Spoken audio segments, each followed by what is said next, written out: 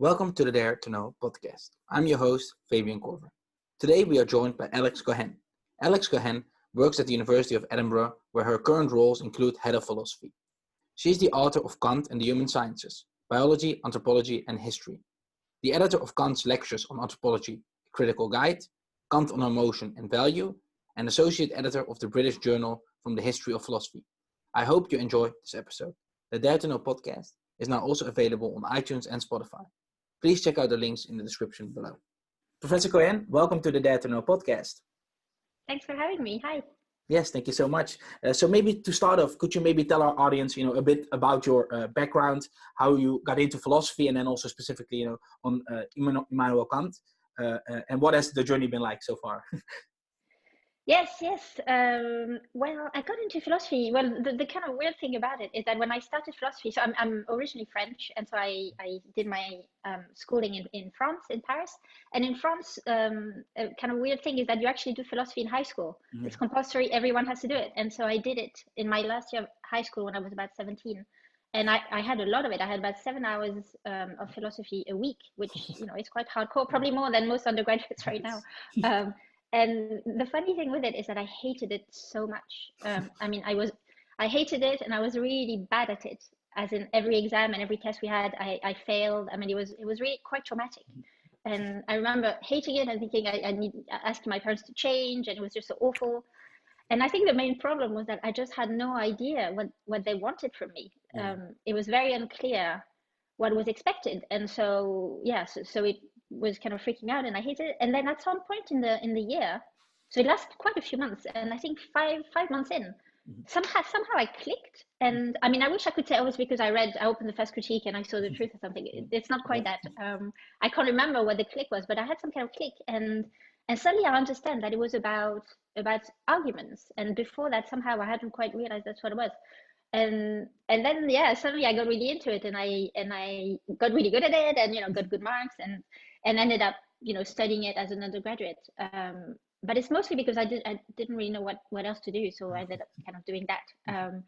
And then somehow I came across, I think, so not Kant directly, but Deleuze's book on Kant. I can't remember what it's called now. I read it in French, obviously, at the time, and I remember just loving it so much and thinking, wow, that's what it's all about. And so, although now I'm not at all offering any, Deleuzean reading of Kant or anything like that, that's what got me to Kant. And this kind of, I mean, what struck me thinking back about the Deleuze book and what's still great about it is that it takes Kant as a whole. And so it doesn't just it's not one of those books or just the first critique or just the third critique. It really does the whole critique. I mean, it doesn't do the anthropology and stuff like that, obviously. I mean, it's an old book, but it has this kind of global systematic take of the three critiques together. And I thought it's the ambition of the project and the systematicity that is so, that at the time I found so compelling. And I guess also because it was so hard to understand. Like, I liked the challenge. And so I thought, okay, I'm gonna kind of grapple with this thing. And so after Deleuze opened, the first critique, and obviously didn't understand anything, but kept going. And here I am, like 30 years later, still at it. But yeah, that's what got me to Kant originally. No, that's awesome. That's great. And today kind of we're going to focus on one of your books from 2009, so a while back, but still interesting. So titled Kant and the Human Sciences, Biology, Anthropology and History. And then also we'll focus, in the end of this interview more on, 2 other articles you wrote. But interestingly, like when I read your book, so in the beginning of your book, you state the following, and I quote, an obvious explanation of the fact that no one until now has embarked on such a project is that there seems to be good reasons for thinking that Kant did not have and could not possibly have had a philosophy of the human sciences. In this sense, to many readers familiar with Kant's work, the very title of this book will seem like an oxymoron. For the possibility of a Kantian human sciences is, so to speak, ruled out a priori for a number of reasons. So that's an interesting way to, start the book, I guess. So can you maybe provide us with a bit of context, why do people think that, your book sounds like an oxymoron, and, what are kind of the claims related to this, why people would kind of, reject this sort of, Kant and the human sciences? Yeah, I mean, talking about, that I started loving a challenge. I mean, that's Yes. the ultimate challenge, the oxymoron. Yeah, I mean, it's so. I mean, there are many reasons, and in the book I kind of go through them in order. But I think there's one. The biggest reason is really the issue of freedom. And so I think people used to think. I mean, I'm hoping that my book or other people's books, or now people don't think it's an oxymoron. But I think originally people thought, or I mean, by people I mean a number of commentators who had thought about it. Actually, in fact, ever since the publication of the first critique, was this idea that Kant has a specific model of science, what science should be, ought to be, and it's a naturalistic model that is based on, well, I guess physics would be the kind of ultimate model for it. And there's a thought that it has to be mathematizable, and that its discourse has to be somehow necessary and universal, at least part of it, and grounded a priori, and so on. And that's the kind of Kantian model of science. And I think that if you take that to be the only model of science that Kant has, then it seems to follow that the human sciences can't possibly fit that model.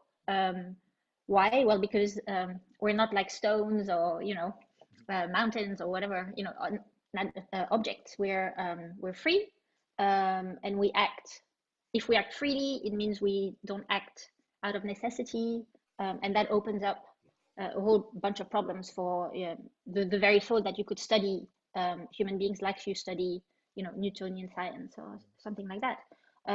Now I think the mistake that kind of motivated this kind of view is the thought that Kant has a unique one model of science, and so that's what I try to argue against at the beginning of the book, is to say that there are actually, well, at least another one, maybe even more, but there's at least another model of science that Kant offers, and it's the biological model of science, which he expounds mostly in the first part of the third critique. And I think there he shows that, or he argues that, we can think about science or knowledge in a different way, or we must rather think about science and knowledge in a different way for certain kinds of objects. That not all objects can be studied in the same way as stones can. And so that's kind of my starting point. And that's why I kind of took on the challenge of showing that it seemed like an oxymoron, but it wasn't. Now, I don't know how convincing the claim is, but and then there's a second kind of point that is more contextual, I guess, but it's that when I started working on Kant's anthropology, so it would have been in the early noughties, as we say now, 2002, something like that, there was hardly any work on it. So people didn't really know that Kant had written a book called Anthropology from a Pragmatic Point of View, let alone so many lectures for 30 years and so on. So the texts weren't widely known. And when people knew them, they thought they were just kind of outside the critical system. So they thought, oh, Kant was old, senile, he wrote like a bunch of rubbish about, whatever's in their nations, and he was racist and so on and so forth. And so there's no point looking at these things. They're kind of outside the critical system. And so they're of no interest to like serious Kantians. And so I guess the conjunction of those two claims, anthropology is not properly philosophical on the one hand, and it doesn't fit the one model of a Kantian science, meant that there was no point in even thinking about the possibility of a human science. So that was my kind of starting point. No, that's very interesting. So I think we will dive deeper into some of these relations and the model, the other model of science that Kant has. But kind of talking specifically, you mentioned within the Kantian framework that the human sciences actually occupy like a unique standpoint that goes beyond these traditional divisions that people normally in the literature talk about, namely between the theoretical, the practical, the agent, the spectator, the phenomenal and the noumenal, or the sensible and the intelligible. Namely the pragmatic standpoint. And then also Kant talks about, but you also emphasize that he talks about anthropology as a map-making venture. So can you maybe first explain, what is this unique standpoint of the human sciences, namely the pragmatic standpoint, and then also elaborate on the claim, in what sense is anthropology a map-making venture? Yeah, I mean, those are big questions, but so what is the pragmatic, and why is it? I mean, that's my claim. I don't know if most people would agree, but I guess that yeah, there's something about the pragmatic standpoint that is either beyond or at the intersection of the theoretical and the practical, the empirical and the intelligible, and so on. And what I mean by that is that it's a science that is about a being, namely human, about beings, human beings that are both members of the intelligible world and thus free and so on, and whose actions have their effect in the empirical world. And so human beings, as far as we know, are the only beings who are in this position of belonging to both worlds, or who can be viewed from two distinct standpoints, the theoretical standpoint and the practical standpoint. Now, what's particularly interesting about the human sciences, it's now fairly commonplace to say, so you can study human beings either from a theoretical standpoint, so like any other object in the natural world, or you can study human beings or look at human beings from the practical standpoint as free beings. And it's Kant's famous, example of the court case where, you can say, oh, the poor child was beaten and so on. And yet he murdered his dad, or, whatever. So you can see, so he's responsible for that. So you can view human beings from two perspectives. That's all very well. But I think what's very interesting, what's unique about the pragmatic standpoint is that it's a science that is directed at a being whose actions are free and nevertheless embedded in the natural world. And so it tries to address, to kind of be at this intersection, which in a way makes no sense, because it seems that from the Kant perspective, it's either or, and that leads Kantians into all sorts of problems, metaphysical problems that have to do with, the possibility of freedom and the empirical world. But what's interesting about the pragmatic is that it allows you to bypass these problems precisely because it is pragmatic in the sense that its purpose is pragmatic. So its purpose is to help human beings navigate the world. And that leads me swiftly to your second question about the map-making venture. So Kant himself doesn't call it a map-making venture, but it's something that's a term that's been used in the literature. And the thought is that anthropology and the human sciences more generally provide maps of the human world, both anthropological maps and historical maps, that allow human beings to kind of see how their aims and purposes and goals can be realized, and the best way of realizing those in the world. And so that's why, if you actually open the anthropology, it can seem a bit strange, because it has, especially the very last part, that's about anthropological characteristics, where Kant talks about various nations and gender characteristics and temperaments and so on, which seem a bit odd. They don't sound very Kantian. But I think once you understand the point of the anthropology, then you realize that they're crucial. And of course, it's a lot of it is false. Like he says, the French are like this and the Germans are like this, and it's full of prejudice and borderline. Not borderline. It is racist. But I'm not so interested in the kind of detail of the empirical claims. But what I think is important is the thought that in order to act, human beings need to know about themselves and other people. And that the aim of anthropology is precisely to provide that. So that it's in that sense that they're map-making ventures. Now, one little controversy in the literature is that some people think that the map provides you with a purpose as well. So it tells you where to go. And I don't think that's quite correct. I think it's up to human beings, as free acting beings, to determine where they should go, where they ought to go, where they want to go. But once they know where they want to go, so to speak, metaphorically, then anthropology tells us how to get there. I see. So I like more the analogy, which is very anachronistic, of course, of a GPS, or do you know what GPSs are? Yeah.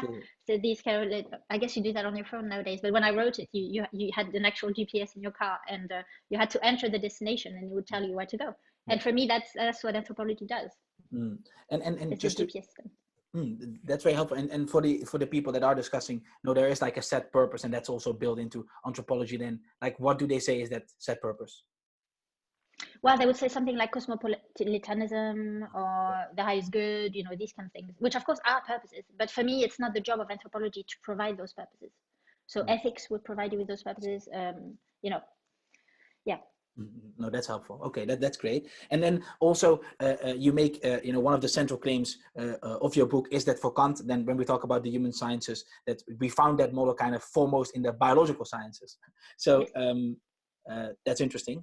So before understanding kind of this connection, exactly between the biology and the human sciences for Kant, like, can you maybe first unpack this biological model for Kant? Like, what does that mean? Of course, yeah. I mean, so obviously, again, there's lots to say, but to kind of try to simplify it, I think the way it's presented, or one way of reading the Critique of Judgment, where Kant develops to its fullest his account of biology, the thought is that organisms or living beings present us with a problem. And again, that's kind of the background is this idea that, Kant has one model of scientific explanation, the kind of naturalist model or the physical model. And then when you go to organisms, when you're faced with an organism and try to apply this model, it seems to be unable to fully explain them, as opposed to the behavior of a stone. And the reason that's the case is that organisms have a unique feature, namely they're self-organized.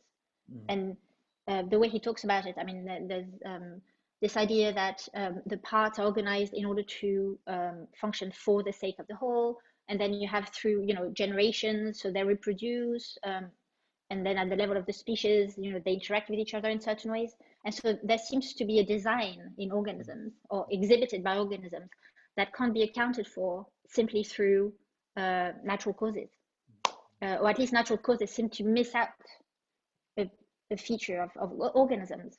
And so that's why then Kant ends up concluded that for living beings, we need a twofold model of explanation. We need mechanical explanation on the one hand and teleological explanations on the other. And so it's only with a combination of these two models that we can account for the possibility of organisms. Now, the detail of this story is very controversial, and people disagree on what is it exactly that teleology does in the explanation of organic processes, and I won't bore you with that right now.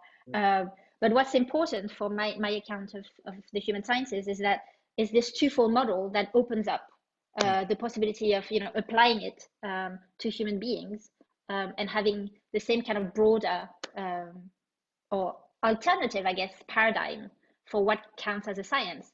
Now, of course, what's very important for my overall argument is to say that the biological model is very different from the model of the natural sciences, and it will not give you everything that the natural sciences gives you. So it's just a different model, and it's good in its own right. I don't mean to say that it can replace it or that it's as good. It's just a different model that's adapted to a different kind of object. That's really the claim.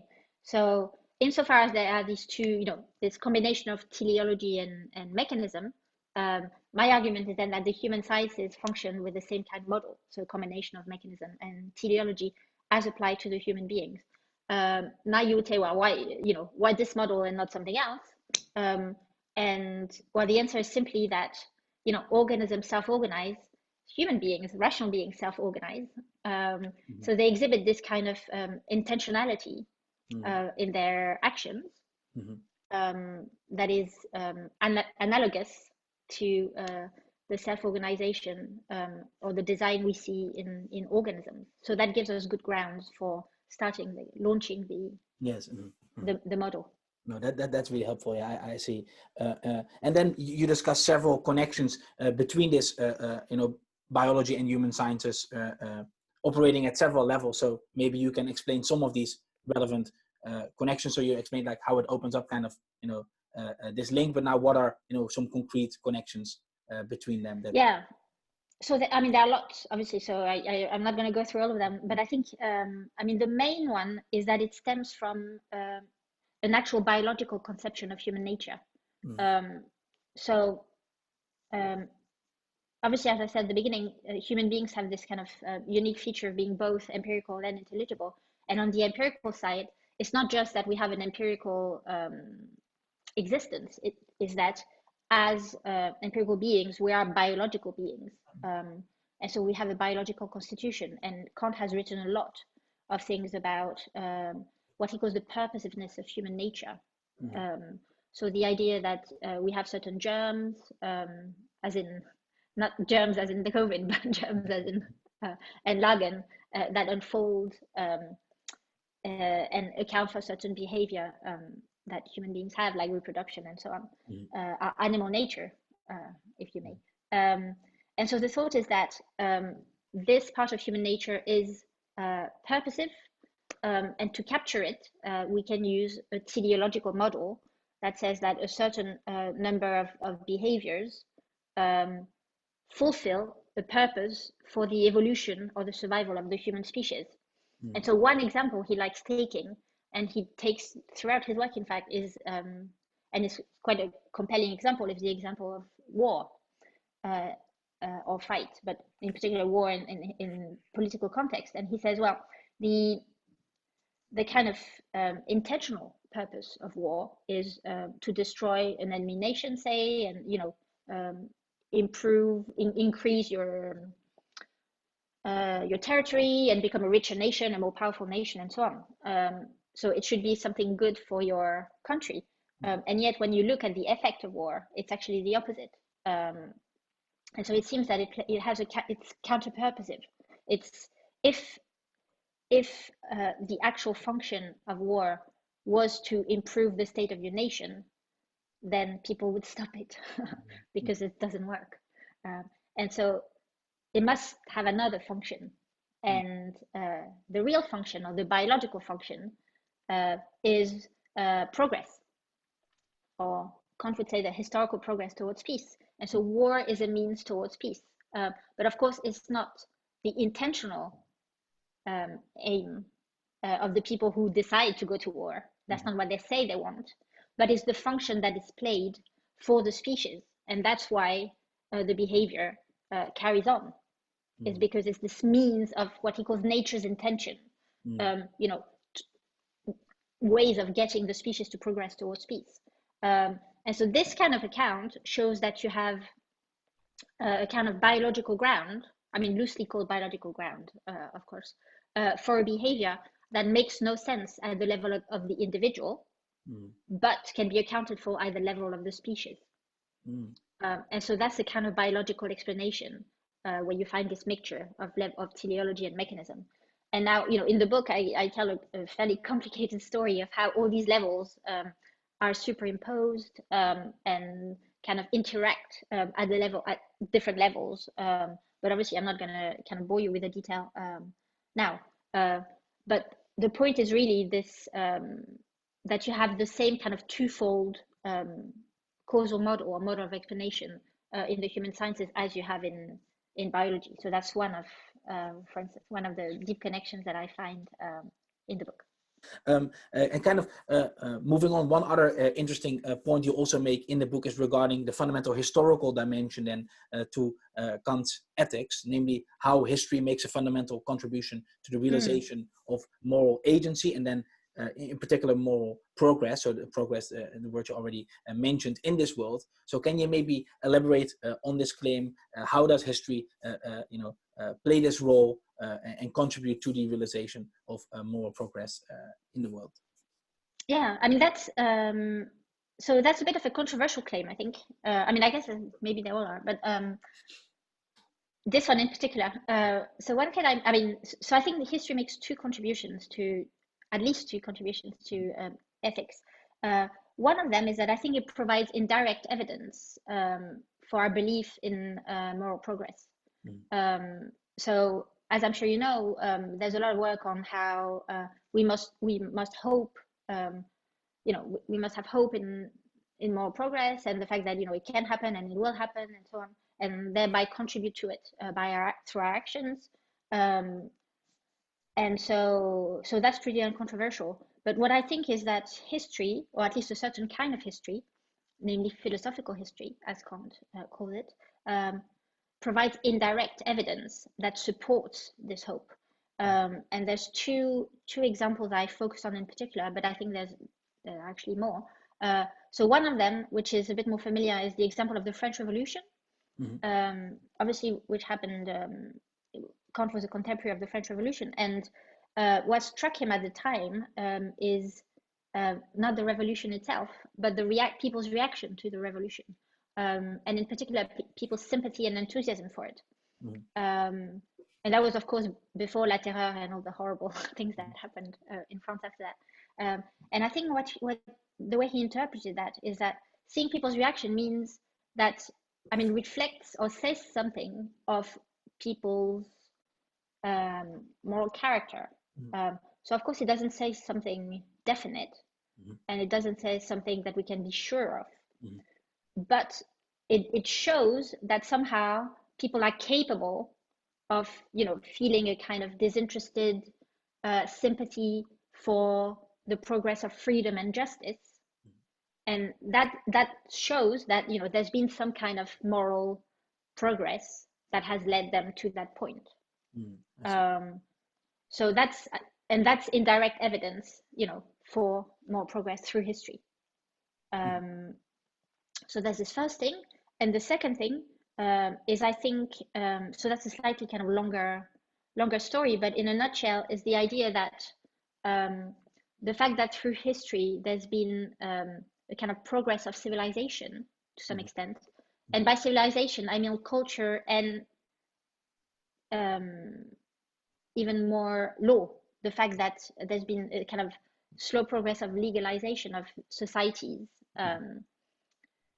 throughout history, and that law is a means to regulating people's inclinations and becoming kind of more masters of themselves, so that they can police themselves in a way, and abide to various laws, is a sign again of this capacity that people have for maybe not autonomy, but at least what he calls the culture of discipline, and the thought that, you know, human beings are capable of disciplining their inclinations. And so again, this progress would be an indirect sign of the progress, of moral progress of the species. So of course, again, these are not, I mean, first of all, it's indirect, because it's not like you can see the moral progress, but you see signs of effects of the moral progress if it has happened, so to speak. So it's indirect, and also it's evidence. It's not scientific evidence. It's interpretive evidence. So you interpret people's behavior in light of the context, and you think, okay, well, that looks like, or there's a good chance that this is, but of course it's not scientific evidence. But it still plays a very important role, because Kant often comments on, you know, I mean, it's actually particularly appropriate today, I think, of all days. If you look at the state, I mean, I guess people won't know on what day the interview That's right. is taking place, but it's the day after the American elections. So, you know, and Kant often reflects that, you know, if you look at the state of the world, you can get a bit depressed, and you can lose faith and hope in, you know, good people and more progress and so on. And so any little sign that actually it's not that bad out there, such as, you know, whatever the equivalent of the French Revolution, I'm not sure, but, you know, something like that would give us hope. Not actually wouldn't give us hope, but would give us evidence in support of our hope. So of course, ideally, we wouldn't need support. We can just hope because we have, you know, the moral law and the highest good, and we have all our metaphysics sorted. But it's not that easy, and I think that's an important lesson that we learn from reading the Anthropology and Kant's works on history, is that he's very aware of the kind of human finite nature and our limitations, and the fact that, you know, we doubt, we get depressed, we get tired, you know, it's hard sometimes. And so I guess the human sciences are meant to address this frailty and try to help us keep going, despite the fact that sometimes, you look at the world and it looks like, I might as well just give up. So yeah, anyway, so I think that history can be helpful in these indirect ways. Is the thought. No, definitely. That's really, really interesting. And like, so when you look at, like, this notion of hope that you mentioned, like in the human sciences, like, does that also, like, very directly, I'm not sure, like, tie up with, like, his work on hope, like in more of his like religion, or is there not directly that link that he emphasizes? So I think there is a link. It's not a direct link, but I think if you reconstruct and put the different works together, I think there's definitely a sense in which, I mean, it's not so much, because I have to say I haven't worked in the religion work piece that much, so I don't know it that well. So I wouldn't want to say too much on this. But certainly, if you read the kind of the parts of the first and second critique, and the third as well, which are dedicated to rational hope and moral hope, then I think there's definitely a direct link, especially from the very end of the first critique all the way to these works. So I think it's the same concept at play, but he gets to it from an empirical and historical perspective. And I guess a lot of part of my work is precisely to kind of draw connections that people haven't really seen before between the kind of more canonical critical parts, like, rational hope and so on, and the highest good, with those more empirical writings. Oh, that's very fascinating. And in the last part of your book, you also make an interesting contrast between Kant's transcendental philosophy and then the pragmatic human sciences. Yes. Because you make this distinction, or relevant distinction, between, like, orientation in acting versus, like, orientation in thinking. So how should we understand that distinction? Yeah, so obviously that's me kind of using, so the term orientation in thinking comes, of course, from Kant's essay, and the essay is not really about that. So the essay is about how reason orients itself in the supersensible, and how we can, and he talks about the feeling of reason's need, and how we can orient ourselves in a realm where we can't see anything, we can't grasp, we have nothing to grasp or hang on, and yet we want to know, we want to think about it, and so how can we do that? But I guess what I was trying to say is that I want to use this term and broaden it, and think about orientation and thinking in the sense of reason's need for critical philosophy. And so when you think of, as I'm sure you're familiar with Kant's famous 4 questions, what can I know? What do I to do? What may I hope for? What is the human being? And so I think you can look at these 4 questions, or 3+1 questions, as one set of questions whose answers orient us in thinking. So how should I think about my duty? How should I think about knowledge? What can I know and what can't I know? So this is all about changing the way you think, whether theoretically or practically, about yourself, about the world, about your interactions with others. So that's the more familiar Kant, the transcendental Kant, I call it. And of course, this is the most familiar, the most famous part. But I think this part, taken on its own, has given rise to lots of objections from people who read Kant and think, oh, it's all very well, but it's too formal, it's too abstract. There's no meat in there. There's no reality. There's no life. It's a very common, in a way, it's a fair objection. But I guess what I'm trying to say is that if you add to this part the part that I highlight, so the more empirical part or the pragmatic part, then suddenly you end up with a set of 4 new questions that mirror the first questions, and it's not about what can I know, but how can I know? Tell me how I can know better. How can I use my cognitive faculties to the best of my ability to make the most of it, and so on. And so a lot of this, which you find in the anthropology, the history, but also the work on education, for instance, or even the lectures on logic. So it's all about helping human beings realize their purposes, whether they're prudential purposes or their moral purposes, because there's an important moral goal or moral dimension to anthropology as well, although we haven't really touched on it, but on my reading, it's definitely there. And so we have orientation in thinking with the first set of questions. So how should I think about my duty? How should I think about hope and so on? And the second set of questions, which will be, well, how, now that I know how to think, how can I orient myself in action? As in, what can I do about it and how can I do it best? So that's what I mean by orientation in acting. It's telling me what to do in order to realize my goals. Yes. So that's the kind of, yeah. That's very interesting. Yeah, that's great. And in another paper, like shifting a bit from the book, in another paper titled Kant on Science and Normativity, you make a claim also between the epistemic agency and moral agency. So can you maybe explain some of these similarities between them? Yes, that's right. So so I guess, yeah, I mean, in that paper, I tackle it from a slightly different angle, where what I emphasize. So I start from the notion of agency, and I try to argue that for Kant, we can talk about epistemic agency in the same way that we talk about moral agency. And the way I go about it is that I try to argue that agency is in effect acting on maxims.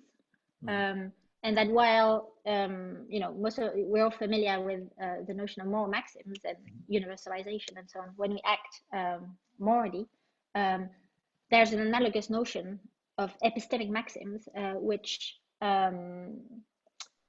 which our epistemic strategy, I guess, consists in. And so the thought is something like, so the claim is that anything, any belief, any kind of gathering of information is somehow regulated by a maxim, just like all of our actions are regulated by maxims as well in the moral realm. And then, like, kind of building on top of that, so when you talk about first, epistemic maxim, moral maxims, but then also ultimately you talk about, the kind of supreme principle, I guess, namely, like, the human sciences and natural sciences being regulated by the same rational norm. And then you say, namely, reason's demand of autonomy. So, yeah, how do we get there? Yes, that's a good question. Well, that's a long, a long story. But okay, so let me think how to put this together. So, actually, that's something we didn't really touch on earlier. So the claim that within Kant's pragmatic anthropology, there is an important part for moral anthropology. And again, that's something quite controversial, because some people think that pragmatic anthropology is limited to the realm of the prudential, whereas I disagree with that, and I think that there's an important moral dimension to anthropology. And it's of course connected to the very problem this oxymoron we started with, and this idea that you can't have a science of the intelligible, and so the human sciences and anthropology in particular can't possibly have anything to tell us about moral agency, because moral agency is all in the intelligible, and of course anthropology is empirical and is telling us about the empirical world, and so obviously it's not going to work. And I think that's the wrong way of looking at it, because again, the aim of anthropology, of moral anthropology, of my reading, is not to tell us what we ought to do. Ethics does that very well, of course. So that's not his job, but his job would be rather to tell us if we want to act autonomously, if we want to act on the moral law, how can we do that most efficiently? How can we become the best possible moral agents we can be? And ethics does not tell us how to do that. In particular, because ethics is directed at rational beings in general, and so it will not want to be bothered with the fact that, oh, we are interested in, we have temperaments, we have nations, we have this and that and the other. So the job of anthropology is to make us aware of certain features, empirical features, that may help or hinder the realization of our moral goals, and thereby help us just do better as moral agents. And so all of that, of course, has as an aim, of course, we all have the capacity for autonomy, but we don't exercise it very well, and we can certainly all do better. And so the role of moral anthropology is to be this kind of help to exercise our agency more autonomously. So given that that's an important part of pragmatic anthropology, on my reading, this also happens at the level of cognition. And so cognition is also an activity that is regulated by certain norms, norms of belief, or what Kant calls holdings to be true. And so the thought is that there is also a part of anthropology that will help us become better, more efficient cognizers. And an important part of that is the idea that our beliefs must be formed or acquired according to principles that are also autonomously formulated, so to speak. So what do I mean by that? Well, I mean that, for instance, so that's actually in another paper, but I hope it's okay to bring it up, where I defend the claim that we ought to apply a universalizability test to our beliefs, just like we do for our actions. And so on my reading, all the formulations, the 4 formulations of the categorical imperative that apply to moral agency also apply to epistemic agency. And so you would have an epistemic version of each of them, and of course in particular of or the formula of autonomy. The thought being that the principles that regulate your beliefs and their acquisition have to be self-legislated. So what does it actually mean? Well, it means, so for instance, I mean, Kant's definition of prejudice, I think, is one of the most relevant and actually really interesting. So for Kant, a prejudice is not just a false belief you have about a group of people or something. It's for Kant, a prejudice is a principle. It's an epistemic principle, and it's the idea that so he thinks there's 3 main forms of prejudice. There's habit, inclination, and I can't remember the third one now. Habit, inclination, and authority. I think authority, something like that. But anyway, the idea is that an epistemic principles you may have is always believe what God says.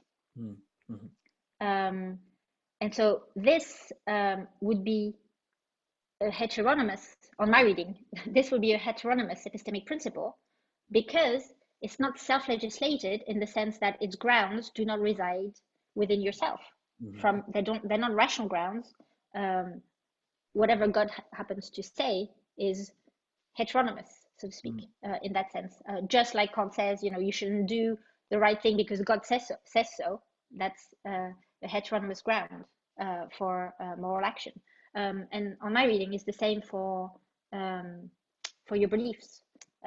So your principles must be self-legislated, which will thereby make them shareable, universalizable, and autonomous.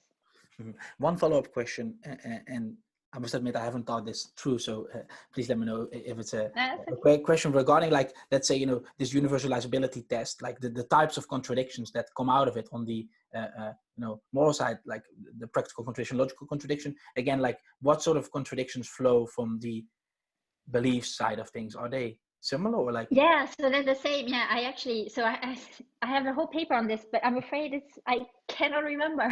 Okay. It's too long ago. But in a paper, I think it's a paper from 2014. It's not that long, I guess. But I have a whole section where I go through examples of contradiction in conception and so on at the level of belief. And it's about how you should proportion your beliefs according to evidence and so on. But I have to say, I just cannot remember the detail. That's fine. That's fine. I'm so sorry. No, it's okay. But they do, they are the same ones.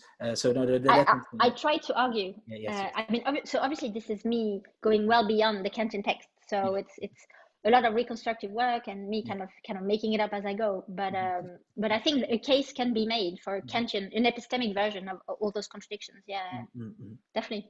No, that's great. And then moving more towards your recent work, that like on the one of your articles, a Kantian account of emotions as feelings. Yes. Maybe could you maybe introduce kind of this new research that you're doing, and then also kind of describe what are the specific features of the faculty of feeling that Kant talks about, and then what is this function or role of the faculty of feeling that you're researching? Yeah, I'll try. This I remember a bit better because it's more recent. Well, I guess what started this bit of research is this kind of puzzlement, and again, it's I guess it's again a feature of my work. So, according to Kant, there's three faculties of the mind. There's a faculty of cognition, faculty of desire, and then feeling, which he doesn't even call faculty as such, but he calls it feeling of pleasure and pain. And I guess I was just puzzled by this faculty, and I wondered what its function actually was, because it wasn't clear. Again, there wasn't much work on it when I started thinking about these questions, and the few accounts that were out there just saw feeling as this kind of intermediary faculty between cognition and desire, and so it didn't really do that much. It just kind of connected the two, turning one into the other, or causally connecting one into the other as this kind of motivational thing. It wasn't even faculty, so this kind of thing. And I guess I thought it didn't really make sense, because I thought if Kant is creating this third category, there has to be a point to it. And so I started thinking about the function of feeling in the general economy of the Kantian mind. And my focus was really on trying to figure out what was its unique contribution, if there was such a thing. And part of that was, I guess, mirroring what happens in a lot of contemporary debates on the emotions, where, surprisingly perhaps, there's no clear answer to the question, well, are emotions like one type of thing that, is there a thing that they will share, or what is special about emotion as opposed to, belief and desire? And a lot of people, there's a lot of disagreement, and it's very unclear that it's even its own kind of thing, and that it's not reducible to cognition and to what they call belief and desires. And so kind of putting these two debates, these two questions together, I thought, well, it's striking that for Kant, it is the third thing. It's neither the faculty of cognition nor the faculty of desire. So what the hell is it? And so that was kind of my driving question. And in a nutshell, my answer is that it is different. So the faculty of cognition aims at, so cognizing obviously aims at cognition, and so aims at somehow getting the world right, or reflecting the world. So cognition aims at reflecting the world, and the faculty of desire aims at changing the world. But so it is, well, they're both well-directed in some sense. And on my reading, what is unique about feeling is that it's not well-directed, but it's self-directed. So it reflects, appraises, manifests the activity of the mind and the way the mind is affected by the world. That's roughly the account. And so the thought is, I mean, the kind of technical term I use is that it's an effective appraisal of agency or activity. It's a kind of technical way of putting it. But really, what it means is that it's a kind of well, it tells us how we're doing as we're doing it, I guess. Something like this. And so it is very much about us and not at all about the world, is my claim. I mean, my claim that Kant claims. Yes. That's very fascinating. And maybe as a final question, so how does that kind of relate? Maybe because I think you also mentioned in the article that contemporary accounts like this would open up kind of a new sort of account in that realm, or is that related to this claim that indeed it is not well directed? That makes it kind of the unique feature, or is there also something on top of that that sets it apart from other accounts? Yeah, I mean, that's a good question. So that's actually something I'm working on right now. So I'm not haven't completely finished. But certainly that's one of the important features, is that, so I think commonly people think that emotions are about the world because, you know, you're afraid of the dog, you're hopeful that this will happen, or so even in kind of common language, it seems that emotions are about the world, but on this picture they're not. So it sounds counterintuitive, but actually I think it's what makes it compelling, and I guess unique. I mean, I think, you know, there's other accounts that contemporary accounts that make similar claims. In particular, I'm thinking of Peter Goldie, I guess, has something like this. So there are other accounts like this, but I think on the Kantian picture is the thought that feelings seem to be, so I'm not denying that feelings or emotions seem to be about the world. They of course seem to be about the world, but the way you can account for this is that they are the effects of the fact that we are affected by the world. So the world affects us in various ways. And feelings kind of manifest and appraise what this affection does to us. So they are ultimately about us. Yes. Yeah, if that makes sense. And then you know, there's lots of other things about you know, how they offer a different kind of awareness of access, because of course you could say, well, so you don't need feelings to know, you know, how you're doing or what you're doing. You have introspection. You can introspect, and then you know all you need to know about it. But I think from a Kantian perspective, there's lots of problems with introspection, problems that in fact Kant mentions when he talks about anthropology and how it's very difficult to observe yourself as you're doing something, because it interferes with your mental states, or also it can drive you crazy if you keep like spying on yourself, and also that you may not be the best judge of, you know, what's going on in there, because we have all sorts of biases and so on. So I think, yes, so feeling is this kind of more direct affective awareness of our activity, and not just an awareness, but a kind of appraisal. So the idea that it's going well or not well is a kind of important aspect of it. No, that's fascinating. Yeah, that's very interesting. Yeah, Professor Cohen, thank you so much for taking the time to talk to me. I really appreciate it. You're most welcome.